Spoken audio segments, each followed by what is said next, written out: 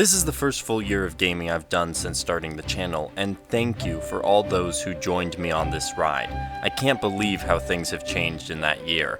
As is the norm of the season then, I wanted to reflect on the gaming year past and preview my 2020 gaming year. Many of these games I played from 2019 have their own videos on the channel, so if you want to get more in detail thoughts about any of them, check out those videos. But there may be some surprises on here you haven't heard about from me, at least not yet. This list is in chronological order of when I first started playing them. When I finished them is another story. Let's get started. Tales of Vesperia. The year started well with Tales of Vesperia, a great introduction to the Tales series which I was always interested in but had set aside for other games previously.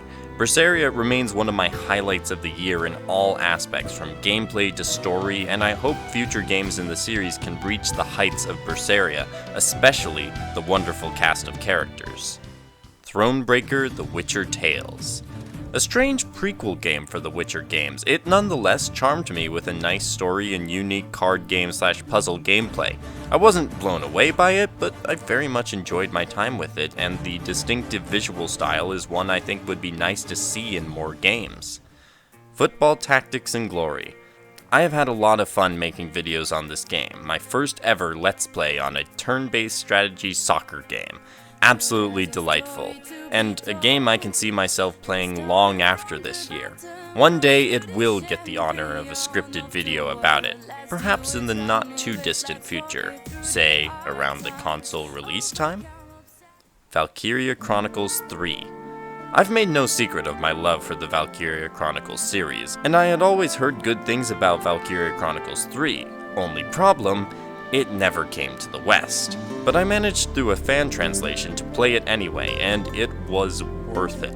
While the gameplay took some getting used to because of the limitations of the PSP, it was still a fun time and the story may be the best in the series. Another excellent Valkyria Chronicles game.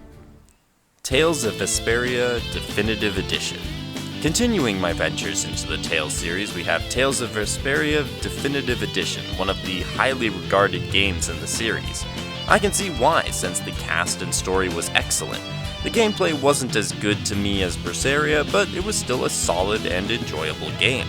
Tales has had a good track record so far, and it makes me look forward to future playthroughs of Tales games. Littlewood. I backed this little farm/town simulation game on Kickstarter, and later in the year it came out in early access. I enjoyed my brief time with it, but because it was still a work in progress, I decided to set it down and wait until the full release. There is a lot of fun systems in place, and I'm optimistic this will turn into a nice game. I look forward to Littlewood 1.0. Radiant Historia Perfect Chronology. Every year I feel you need to at least play one time travel game, and Radiant Historia Perfect Chronology was that game for me this year. It is an excellent game that expertly plays with time travel mechanics and has a unique and fun combat system.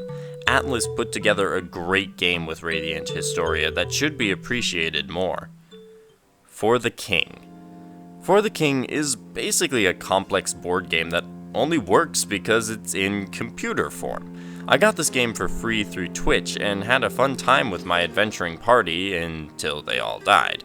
I haven't gotten around to doing more, but I had fun and I think it would be even more enjoyable as a multiplayer game.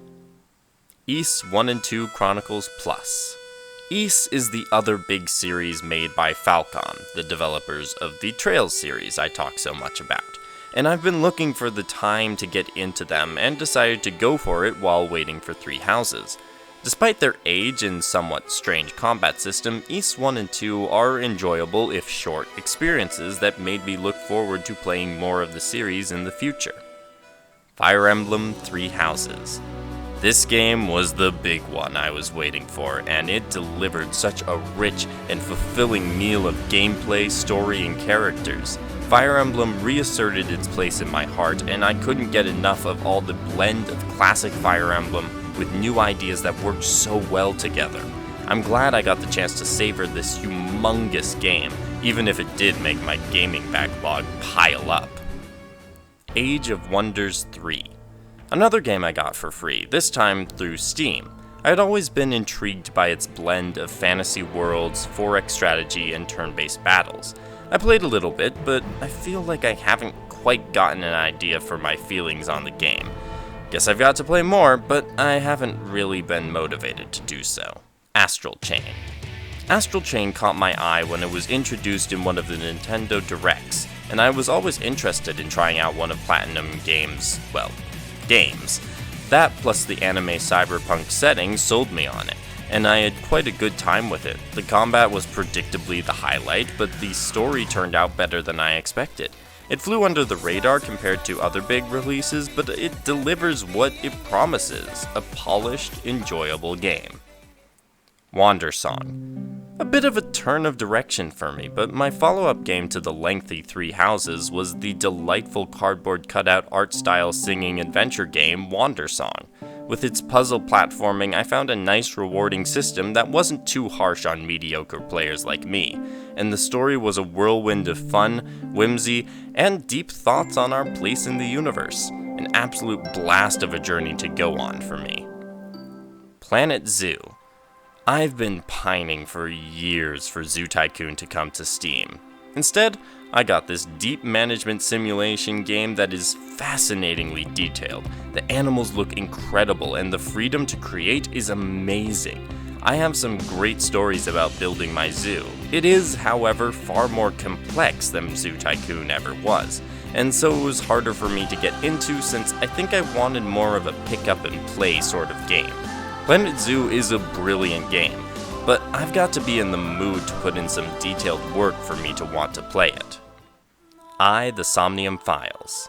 An amazing visual novel from Spike Chunsoft that surpassed all my expectations. The gameplay was fun, the story was gripping, and the vocal performances made this cast of characters extremely memorable, and this game a true highlight. I couldn't get enough of the game, as in, seriously, I'd love a sequel if possible. Ise Origin. Continuing my introduction to the Ise series is the prequel to the first couple of games, Ise Origin, which was great. The combat, once I had adjusted to the new system, was excellent, and I felt great progressing as the characters in combat and also being able to see my personal improvement at the game. Plus, a more in-depth story meant that this game was well suited for me. MLB The Show 19. I've been disappointed with the major sports titles as of late, and I know there are problems with this one as well. However, I have always been hoping to get the chance to play the show, and once I finally got a PS4, my chance had arrived. Road to the Show is the real standout mode of the game for me, and I've had great fun with my player so far. Horizon Zero Dawn. This game came with the PS4 when I got it, and I'm just a little ways in, but the world seems fascinating. I do like learning about this world with mechanical animals, and the gameplay at the moment is fun.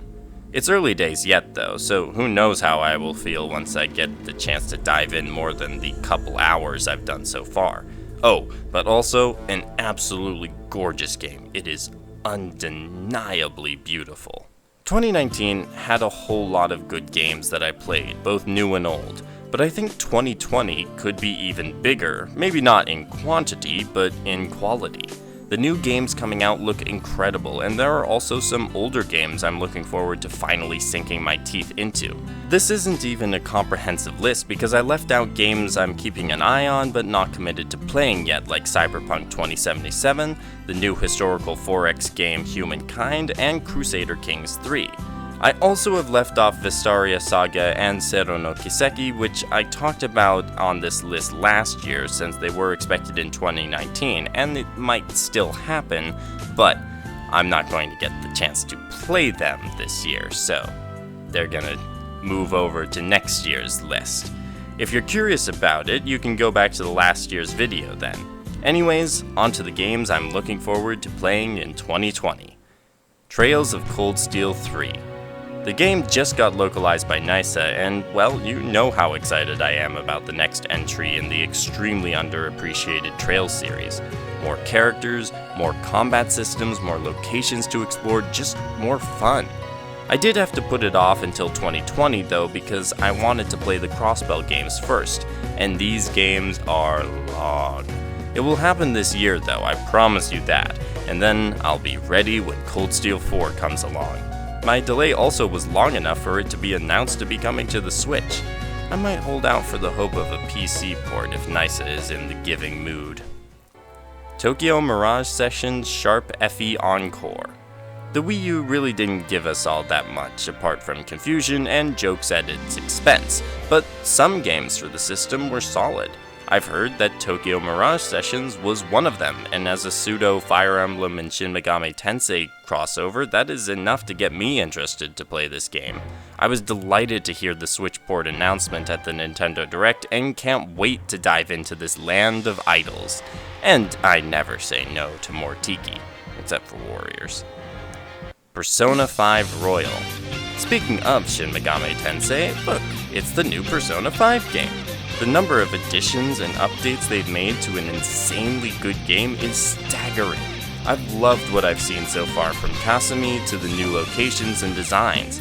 Persona 5 Royal looks to me like an outstanding game for me to finally scratch that Persona itch. This is one of the games that convinced me to get a PS4 in the first place. Tales of Arise.